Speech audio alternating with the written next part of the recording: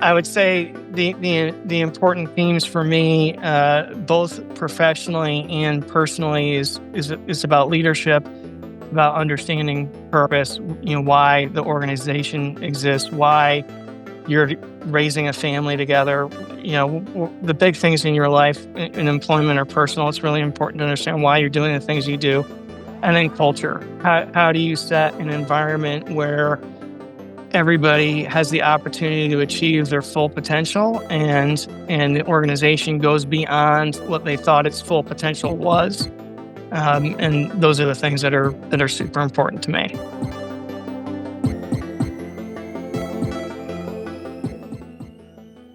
Welcome to the Intangible Brand, the show where we explore the connection between employee experience and client experience and the hidden forces that make brands stick. I'm your host, Jerry Gennaria, and I'm flying solo today with a guest I've been wanting to bring on a podcast for a long time. Dave Minifie is a former Marine Corps officer, Procter & Gamble brand leader, and was the CMO, CXO, and EVP of strategy at Centine Corporation, one of the most transformative forces in health insurance over the past 2 decades. I had the chance to work alongside Dave during a pivotal time at Centine, from the introduction of the Affordable Care Act and the healthcare.gov marketplace to the company's growth in Medicaid. What stood out then and still does now was his insistence that brand, strategy, and member experience all had to work together, particularly for vulnerable populations. Dave, welcome to the show. Thanks so much, Jared. It's good to see you. Good to talk Likewise. to you. And Likewise. we've known each other for like 13 years, so it's a little strange getting interviewed by you, brother. I know, right? It's a little strange interviewing you. So I know a fair amount about your background, but our listeners don't. So can you walk me through your career path a little bit? You were, as I said at the opening, you were in the Marine Corps, and then you were at Procter & Gamble and Centine, and then you've been doing things since then. So tell us a little bit about the journey and what's the threads that have kind of carried through each of those chapters. Yeah, it's a great question. I'll start with my college experience. I grew up in a middle class neighborhood in Connecticut, and my parents were certainly willing to pay for college, but I didn't want to put that financial burden on them. So I started looking at options. Didn't want to do the domino delivery gig throughout Yep. a 4-year institution, and I grew up in the Reagan '80s, and thought that the idea of military service could be a good idea, and started exploring ROTC programs. The ROTC kind of search experience led me to service academies. And I was a swimmer and a rower in high school, and I knew that I wanted to row in college. And the Naval Academy had a varsity crew program. The other two primary federal agency academies didn't. And so pursued the Naval Academy. I was fortunate enough to earn an appointment there. I really thought I wanted to be a submarine officer. I'd read a lot of Tom Clancy. Yep. It's even before the movie Hunt for Red October had come out. I was, deep into his world, his universe, and I had only applied to engineering schools, and so I was pretty sure I was going to be, in the engineering educational fields somewhere. And when I got to the Naval Academy after about 2 weeks there at Plebe Summer, I looked around at the submarine officers, and I'm like, I don't think these are my people. Each service has a little bit of a different culture. I think culture and cultural fit is super important for everything that we do in our life. And the Marine Corps leadership ethos and philosophy and practice just was much more appealing to me. So kind of shifted focus and took a commission in the U.S. Marine Corps as an artillery officer.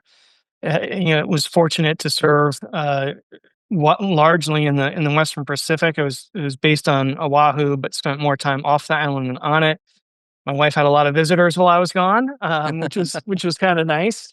And then went back to Quantico, Virginia, and joined the Marine Corps Warfighting Laboratory, which is like the think tank for the Marine Corps.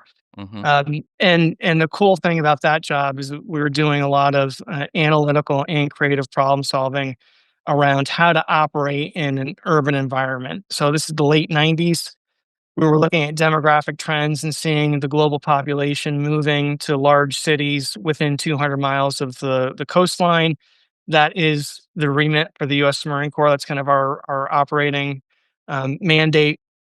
And so we knew we had to do a better job. We knew, or we suspected, that the next war we were going to fight was not going to be in jungles or in deserts, but rather in built up areas. So we had the opportunity to work with DARPA and a lot of other smart people, and understand the history of kind of urban battles all the way back to World War II, as well as, if you're familiar with the Black Hawk Down situation in Yeah. Somalia, we're studying that as well.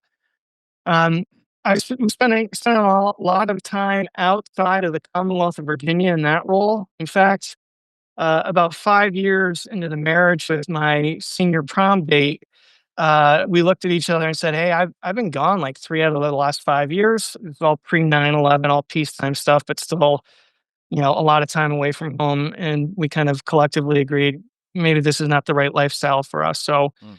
I said, "Okay, I don't really want to go back to get an MBA right now.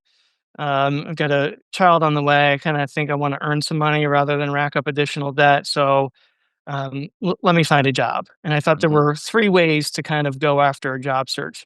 Number one, you know where you want to live. I was in my late 20s, didn't really want to settle down for the rest of my life. So I kind of threw that one out the window. Number two, you know what functional area you want to be in. And like, I love gunpowder and blowing stuff up. Not a lot of call for that in corporate America. So I threw that one out the window. And I said, okay, number three, let's see if I can find a company that's going to set me up for future success. Hmm. And the good news for junior military officers is that there are quite a few Fortune 500 companies that value the skills that JMOs bring into the workforce, which is really around teamwork, collaboration, leadership, inquisitiveness, and a willingness to roll up your sleeves and get things done. So I was looking at key functional areas for big companies. So Six Sigma black belt roles with GE, or operations roles with GM. And I looked at brand management at P&G.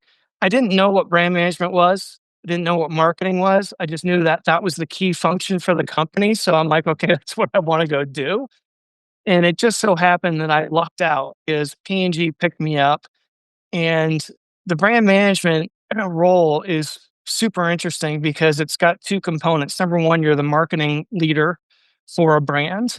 Right. And marketers, as we know, need to solve problems both creatively and analytically.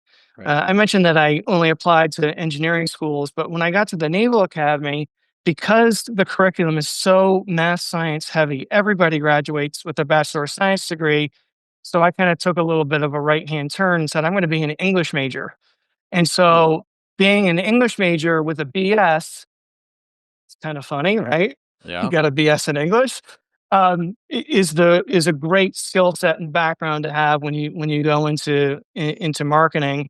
And then the leadership development that I had throughout my 4 years at the academy, and my nearly 7 years in the Marine Corps really set me apart from my peers inside P&G.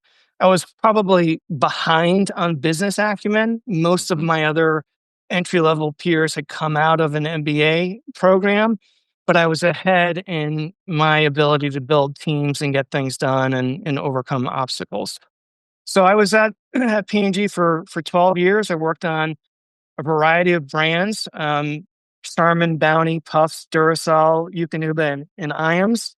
Eukanuba was the most fun. Uh, you know, uh, Toilet paper has its places, but watching dogs work in the fields, Yeah. is more exciting. Although, the good thing about Procter and Gamble is they manufacture and sell items that people need every day, regardless of how well the economy is rolling. Yeah, I was not looking to leave Procter when I got a call in August of 2011 from an executive recruiter who said, "Hey, Dave, we think we might have an opportunity for you. It's in St. Louis, a city I'd never been to. It's a company called Centine. I'd never heard of it, and they do Medicaid and Medicare third party payer stuff." I'm like, I don't know what those government programs are or anything that you mentioned. Most of those words I don't even understand, but okay, I'll take a look at it.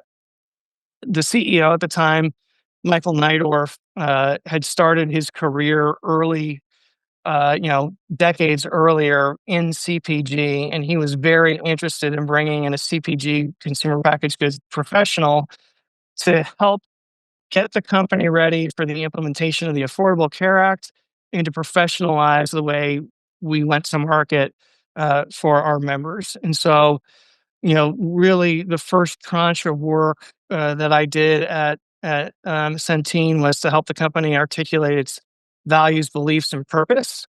And I use that as the foundation for all the other work that we did in terms of setting up brand standards, understanding how we were going to go to market, starting to think more like brand managers as opposed to communicators who were just pushing out regulatorily required information to our members. So that Right. was, super transformative. I had the good fortune to be able to build my own team of agencies. Jerry, you were part of that, which Right. was awesome. Coming out of P&G, which was going through kind of the holding company consolidation. I really didn't like that structure. I still don't like the holding company structure. What I like is smaller agencies that do one thing really, really well.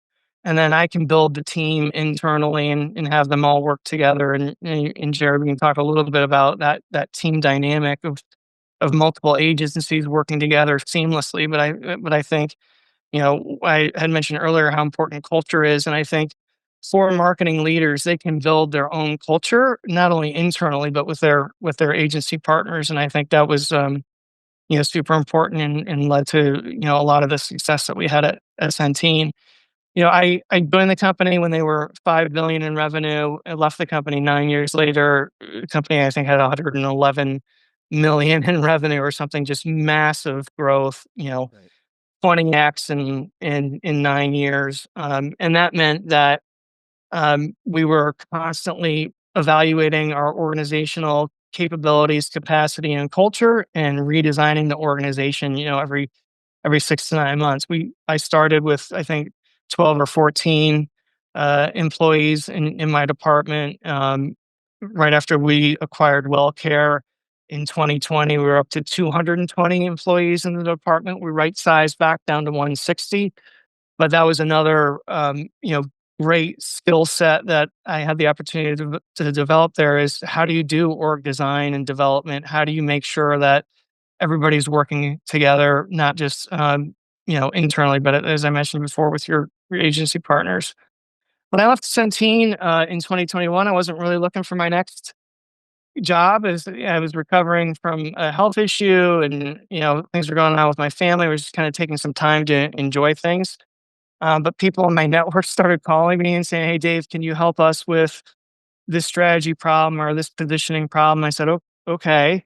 And I kind of fell into fractional CMO work, consulting work. I did that for about 2 years on my own, and then joined a dozen other fractional CMOs at the CMO syndicate, where we had the opportunity to work together, share our skill sets, help us grow professionally. I had the opportunity to work in industries I had never worked in before, like robotics and quick serve restaurants and things like that. Yeah. Um, a little over a year into my tenure with the syndicate, Tarakeet, a longtime client of mine, said, "Hey, we think we want more of you." And I said, "Okay." I sent a proposal for 50% time, and they're like, "Yeah, it's not enough. We want all of you." So they managed to talk me into drastically increasing my hours and decreasing my hourly rate, and I went inside with Tarakeet full time.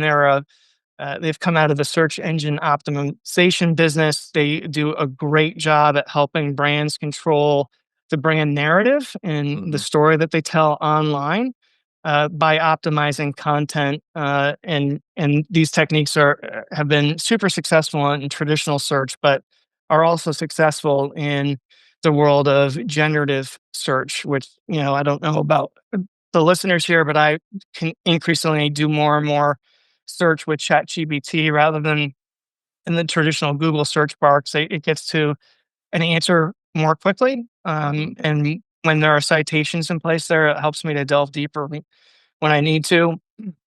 In March, I moved from the full-time position that I just mentioned back to a fractional role with them through the end of the summer as Cherokee reinvents itself in this new technology space. And I love their brand and what they do, on behalf of brands. Their purpose is to bring together brands and their audiences wherever that user is in the online consumer journey. And I think that's a pretty powerful story to tell. And as marketers, it's something that I think is important to all of us. So you were asking about themes, Jerry, and I'm sorry that you just I guess you put the quarter in and let me go here, but I would say the important themes for me, both professionally and personally, is about leadership. It's about understanding purpose. Why the organization exists, why you're raising a family together. The big things in your life, in employment or personal. It's really important to understand why you're doing the things you do, and then culture. How do you set an environment where everybody has the opportunity to achieve their full potential, and the organization goes beyond what they thought its full potential was. And those are the things that are super important to me. Yeah. Um, so I want to dig into that idea of leadership just a little bit, and maybe can you unpack how your background in the military, how your time and in CPG has kind of shaped how you approach leadership, particularly when you're dealing with a massive regulated system like healthcare, or as you were talking about, when you're bringing multiple agencies together. I mean, this is host commentary, but one of the things that was remarkable to me during the time that I worked with you on the Centine business, and I was at a different agency than Toki at the time, and Toki was one of the agencies, and I'm here largely because of you and bringing these agencies together. But what was remarkable to me is the clarity that you brought to the roles that each agency had. I have worked my entire career in situations that are multiple agency situations and never experienced that kind of clarity. In fact, had many situations where it was almost the opposite of that. The client was intentionally or unintentionally pitting the agencies against each other. So could you talk a little bit about that approach to leadership and what shaped it and how you think about it? Yeah, it's a great question, Jerry. Um, I was once in an interview asked what my theory of management was, and I said, assets get managed and people get led. So I'm going to talk about my leadership philosophy, not my management philosophy. The Marine Corps is almost exclusively a leadership organization. Like, if you're whether you're on the officer side or the enlisted side, everything the Marine Corps does is about leadership. They have 14 leadership traits and 11 leadership principles. It's Mm, 25 things that you're expected to know, understand, and be able to talk about. And those traits and principles are just as effective in corporate America or coaching youth soccer as they are in the Marine Corps. I'm not going to rattle off the 25 things because I think they really fall into three broad categories. The first is on communication. mhm, Have a bias to over communicating, not under communicating, and being clear in your communication skills. Um, there's a story that's told. It was told in the Marine Corps when I was there. And I don't know if it's true or not, but it doesn't matter. And the story is that Napoleon had a corporal who would get his uniform ready every day and get it ready before battles, etc. And whenever Napoleon was getting ready to write an order for battle, he would give it to his corporal to read it. And if the corporal didn't understand it, he would rewrite it. mm, So he wasn't writing for generals; he was writing for everybody in the army, so that they would know what was going on. And I think too often executive leaders sit around on their Friday morning executive discussion and talk about things and decide things and then don't communicate it out. And Mm, I think, you mentioning how clear I was with the agency partners and with my team was deliberate. Like mhm. we would set goals and talk about those and deliver against them, very aggressively. Mm. There's a lot of other things in communication we could talk about. That's just one example. Second broad area I call coaching. Some Mhm. people call it development. It's about self coaching. How are you improving yourself? What are you reading? What are you listening to? What are you writing about? And I think in today's day and age, we spend too little time writing. Mm. At P&G, they had one class that they brought in from the outside. It was called Leadership on Paper. And P&G's philosophy is you might be a good thinker without being a good writer, but you can't be a good writer without being a good thinker. Interesting. Yeah. So, and when we write, we have conversations with ourselves to crystallize ideas. Mhm. And so that self improvement, that coaching, you know, org design and development falls under coaching as well. But being deliberate about how we think about developing ourselves and our people, and it's developing our people in two ways. Number one, it's developing them as individuals, but number two, it's about developing a team. Mm, mhm. Right? When my daughter was doing her college search, she looked at University of Pennsylvania and she looked at William and Mary. And she's like, "Oh, they're both very it seems like they're both very competitive academically." She's like, "But it seems like the Penn students are competitive with each other academically, Mhm. whereas the William and Mary students were competitive but collaborative." Right? So, it's the difference between trying to function in a team sport where you are super competitive and you want to beat your opponents, but you want to make everybody in your team better because that improves your chance to win, as Right. opposed to an individual sport where you're just trying to dominate. And then the third broad area is catalyzing the organization. So, how do you catalyze the organization? Largely through culture, trust, transparency. Doing those first two things, communicating and coaching really, really well, helps the organization to function at a super high level. Yeah. And that's one of the things that I am most impressed by in my career at Centine was how well everybody worked together. And I think in large part because we did those first couple things really, really well. Yeah, makes sense. You mentioned writing as a way of crystallizing thinking, and I couldn't agree with that more.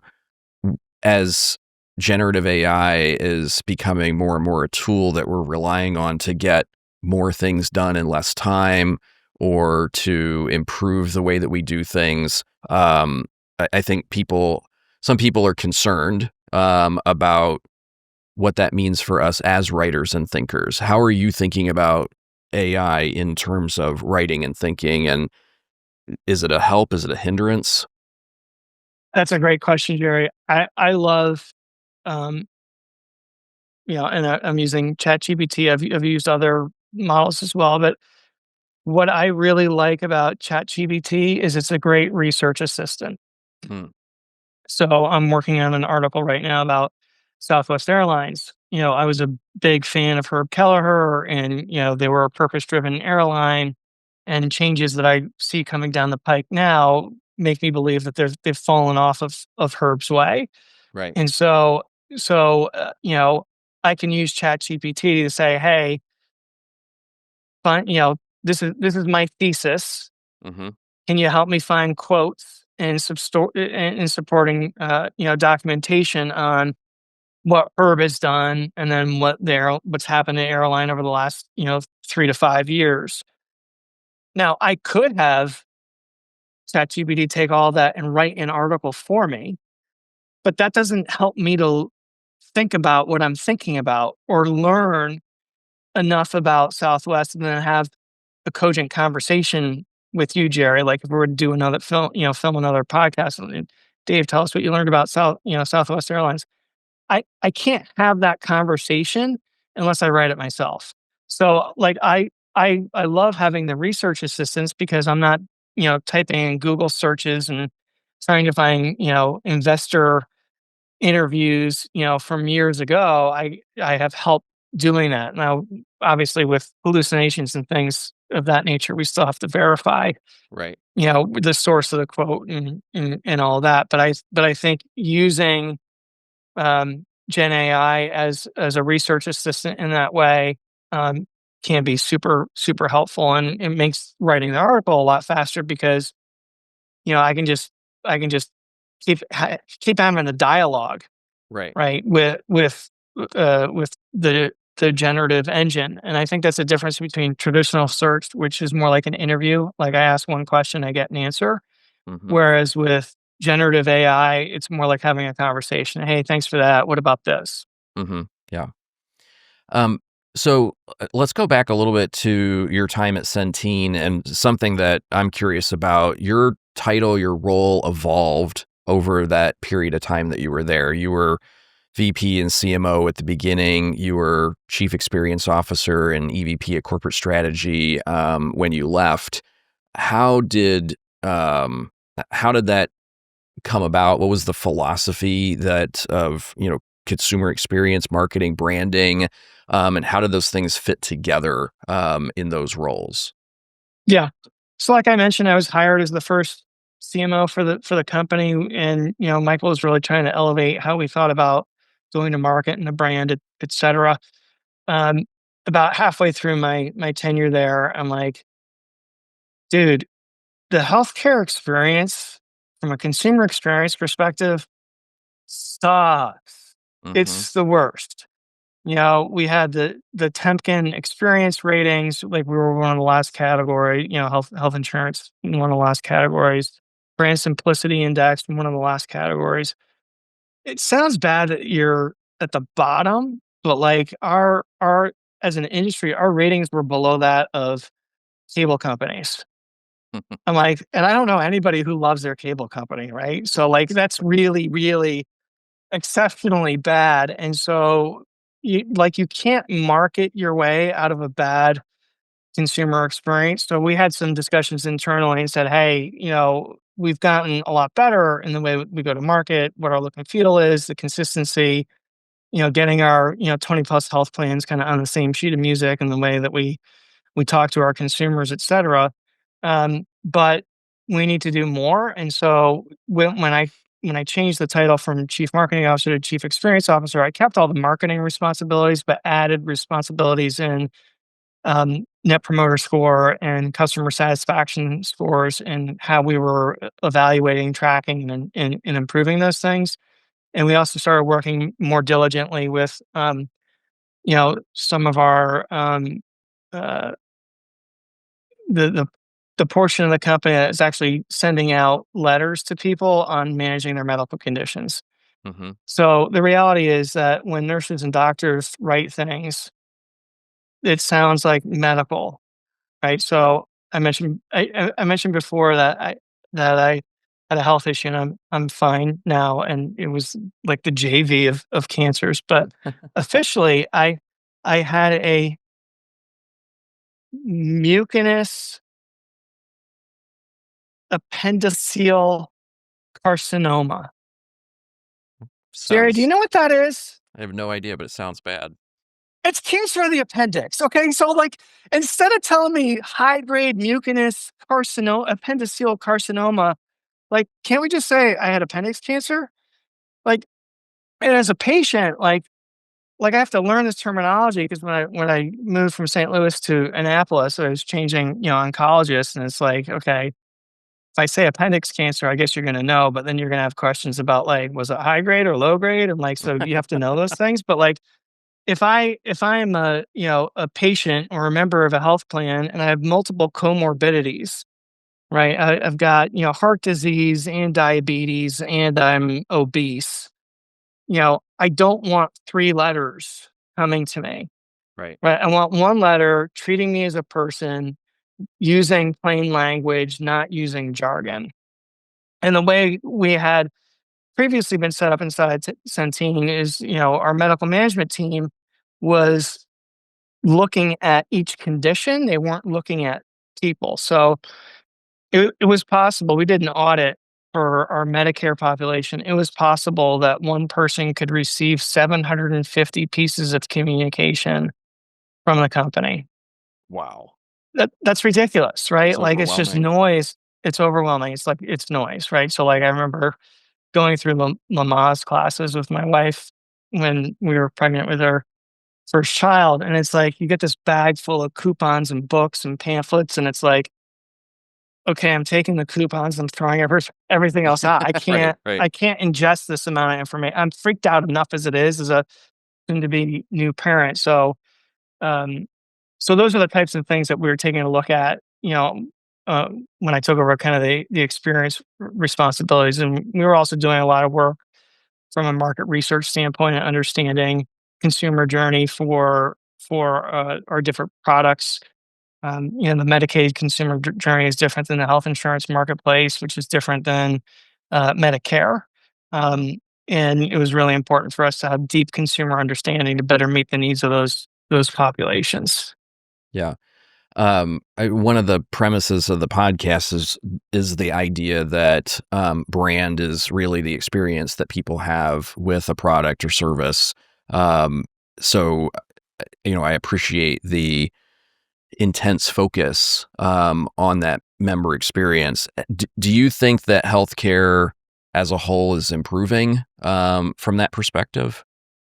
No, I mean, I think we did make some improvements during the COVID period at doing more with telemedicine.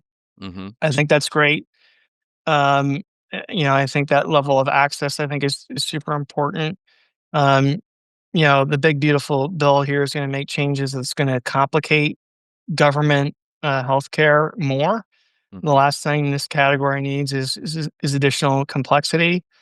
And so, I think there are some things going on from on the provider side of things on consolidation into fewer healthcare systems. I think that can have benefits for some patients and some members, but sometimes it makes it harder to actually get the care you need. My daughter was in Kaiser Permanente out in California, and she had a really tough time with the bureaucracy of that organization. She's like, "I just want to go see a dermatologist, and you're making me jump through hoops. Like, why can't I just pay my copay and schedule it?" And so she came home for a vacation last summer. We just brought her to our dermatologist. It was out of network, but we just paid for it. But I'm like, that's challenging. So like, Hmm. there are continue to be incentives inside the industry that are not aligned, Mm. right? Yeah. A hospital, if it's paying for equipment, wants to use the equipment. A payer wants to save its margin and deny the use of that equipment. And both those, organizations are working in their best interest, which is capitalism, but they're not necessarily working in the best interest of the patient and for the best outcome of the patient. And I think we've got a long way to go to get to truly patient centered healthcare. Yeah. Yeah, it's an interesting thing about capitalism, and I think organizations that figure out how to do what's best for the corporation by way of doing what's best for their consumer are the ones that are going to be most successful in the long term. Yeah. Well, I mean, let's go back. I mentioned Southwest just a minute ago. When Herb Kelleher was at the helm, he had a very fierce philosophy on the three stakeholders that the company served and in what order they serve them. And he said, listen, number one, our employees come first. Yeah. If our employees are not happy, they can't make our customers happy. Our customers come second because they drive the business. Without customers, we don't have a business. But if our customers are happy, our shareholders will be happy. Hmm. And if you look at the run of profitable growth for Southwest, while Herb Kelleher was in charge, it's extraordinary, especially relative to its peer group. Hmm. Their flight attendant and pilot unions have better pay and better benefits than competitive, peer groups. And the stock performance was also much better over that period of time. Now, it appears that the shareholder is coming first, Mm-hmm. right? And the shareholder coming first means that, okay, we're going to start charging for bags again, and we're going to start assigning seats because we keep hearing that people want assigned seats. I'm like, I actually don't know. Like, I understand that if you would just have a focus group, you want assigned seats. I have status on both Delta and Southwest, Yep. and I really like both airlines. But I really like both airlines for completely different reasons. I, I like I like Delta because I get an assigned seat. I know where I'm going to be, and I can get Woodford Reserve. Mm-hmm. Okay, and I like Southwest because there are no assigned seats, Right. and because everybody feels like they're all in it together, and they help get their bags up into the overhead. And I know which seat I want, and I'm going to, at 9 times out of 10, I get it, Mm-hmm. and I can get wild turkey because that's what Herb drank. So I can get the bourbon in either place, but the overall experience is just different. It's interesting you mentioned focus groups, and I spend a lot of time these days on research. Um, and we've done research together, and you've done a lot of research prior to when you were at P&G. Um, do you find that people often don't actually know what they want? That maybe we're doing research the wrong way? We're definitely doing research the wrong way. Like the worst type of market research to do is focus groups because generally speaking, there's one or two dominant personalities that will talk more than everybody else, and groupthink starts coming in, and people don't want to contradict what the group is thinking. Mm-hmm. It's effective for some things, you know, to get quick hits, but in general, like if you're basing your whole marketing plan on focus group research, that's a problem. The second, worst would be one-on-one interviews. One-on-one interviews are great because they're rich. The person doesn't have to compete with somebody else, and they're going to tell you what they think you want to hear. Mm-hmm. It's kind of mostly true, but not Right. necessarily 100% true. Um, Better than that would be in-home interviews Mm-hmm. because somebody who has agreed to host you in their home to conduct an interview is an open person who wants to be hospital and help you understand Mm-hmm. what their life is like, Right. right? But the best research, if you're talking in the consumer packaged goods arena, is with shop alongs, Mm-hmm. right? Because someone will tell you, in an interview that they know exactly which toothpaste they buy. They they don't. Right. I've never like there are some categories where it's like, yeah, I know that's what you buy, but there's other categories like deodorant, toothpaste, a lot of these categories that like where the cost of failure is pretty low. Like, did I get clean mint or true mint? Like, doesn't really matter. No. Um, that people think they're really, really sure about what they buy, but they're not. They're really confused. And like, I was with a woman, shopping with a woman who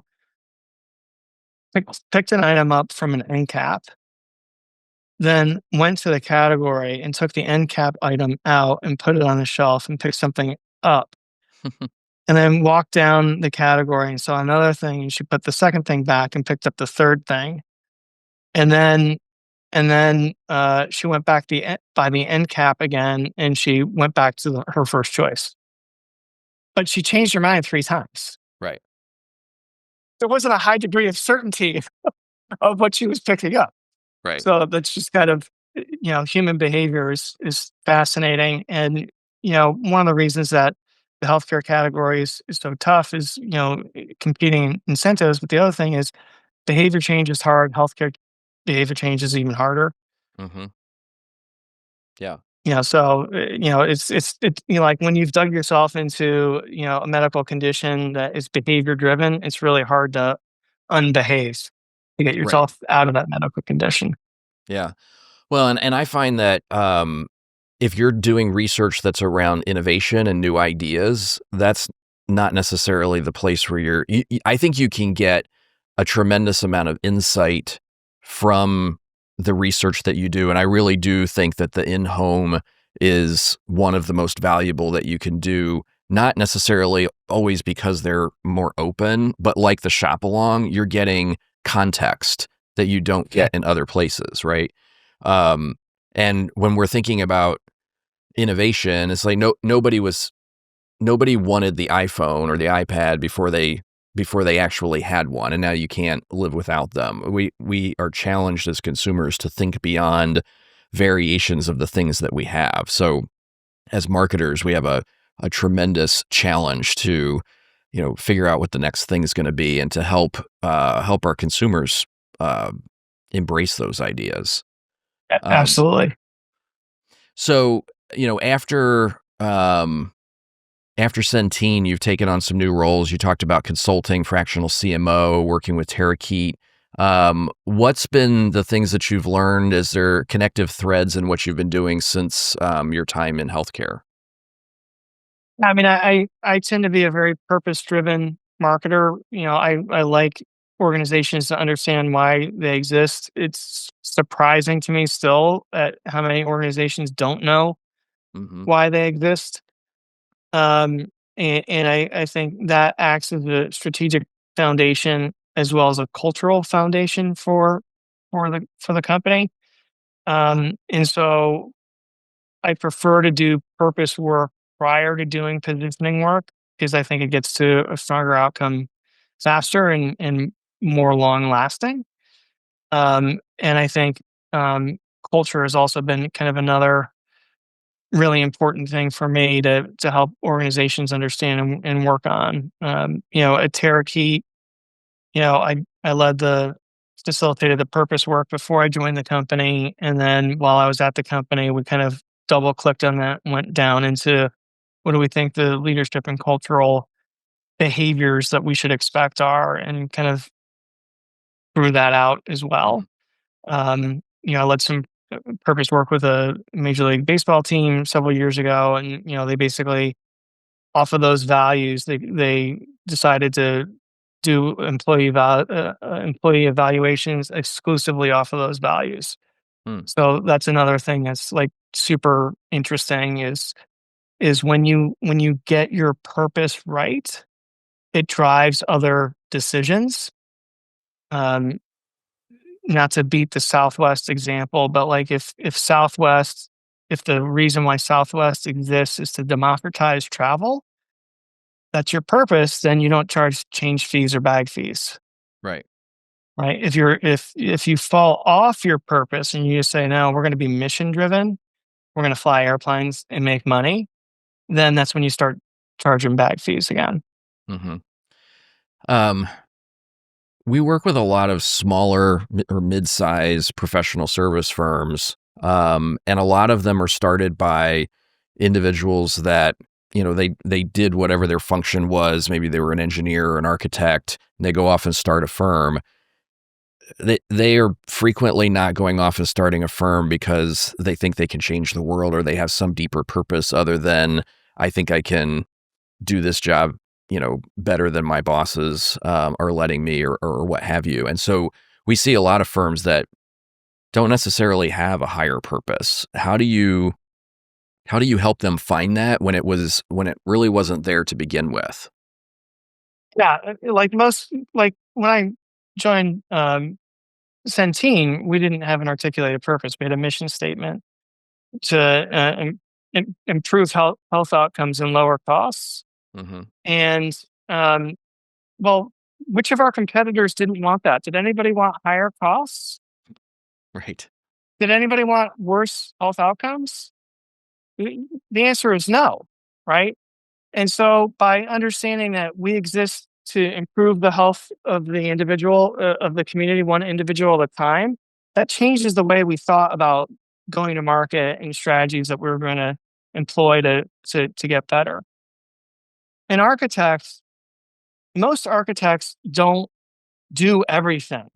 Hmm. They don't do like single home single family homes and condominiums and high rises, right? And if they're just doing single family homes, generally speaking, they have a niche area that they like to work in. So we're doing a home renovation right now. We've got a great architect. He's really oriented um, to preservation, Right. right? So he does a lot of work in old homes, and he does a lot of work for families that want new homes that look like old homes, right?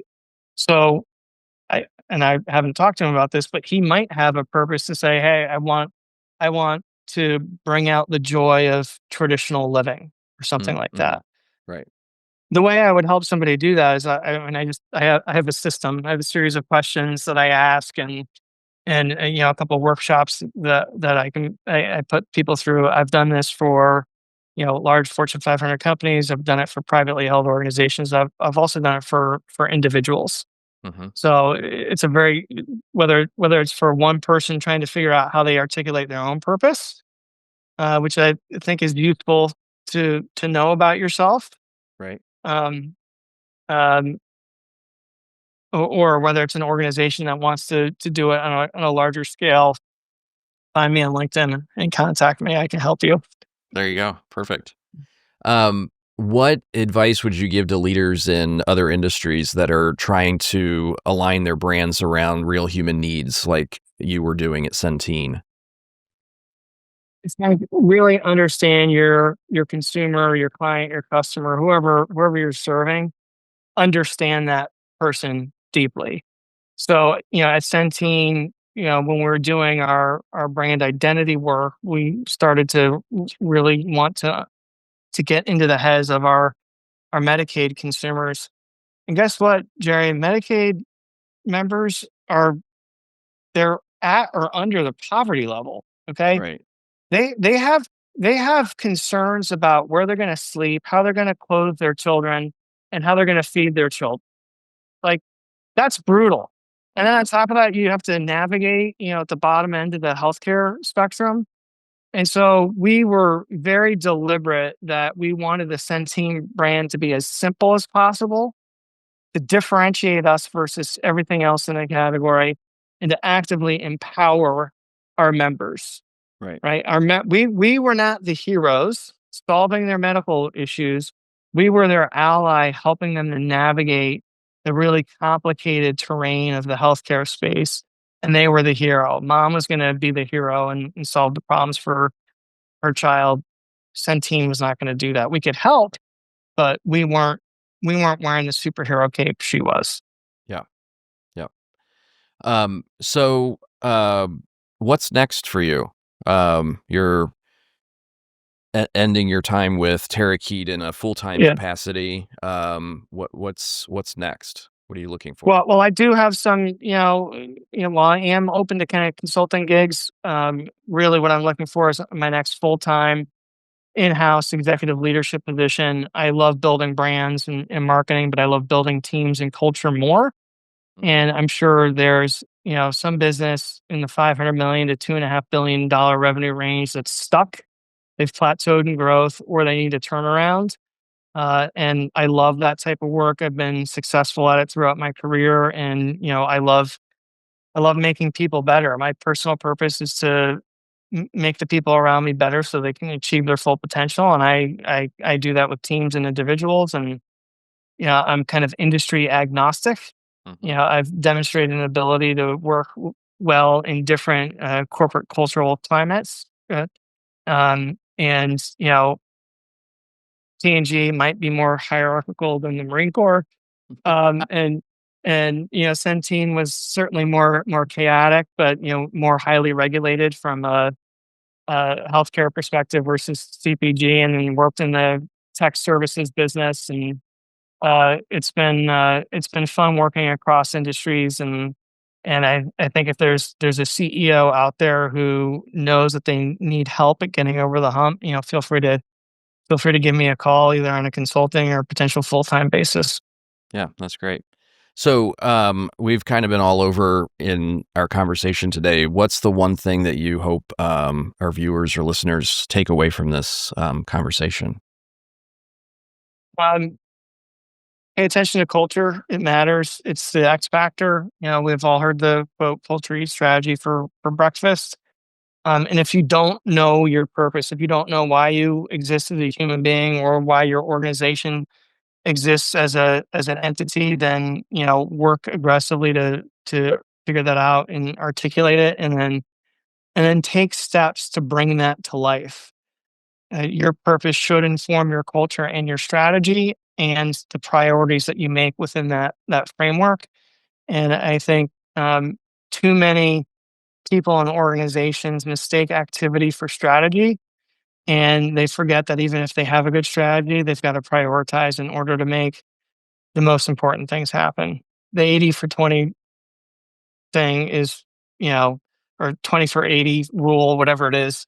Yeah. 20% of the things that you do accomplish 80% of what you need. So focusing on that 20% is way more important than trying to do 100% of the activity. Right. And I think you get to faster, better business results by focusing than by fluttering about. Yeah. When you were talking about the Marine Corps leadership principles and you boiled it down to three, the second one was coaching, and you started by the idea of self-coaching. So that leads perfectly into a question we like to ask everyone. Is there a book or a podcast that you would recommend to the listeners that has been helping you or that you think would provide value? Yeah, I'll mention a couple things here. If you care about purpose, there's three books that came out around 2010 that are all really good. One is um, "It's Not What You Sell, It's What You Stand For" by Roy Spence Jr. He did a lot of work with both Southwest Airlines and Walmart. He's a great storyteller. Starts with Why by Simon Sinek, although I'd recommend the TED Talk rather than reading the book. It's much more efficient. And then the third is Grow by Jim Stengel, the former global marketing officer for P&G. His is much more data driven and why purpose matters to organizations. So that trio is super interesting. And then for today's living, I really enjoy the podcast Pivot Mm, with Scott Galloway and Kara Swisher.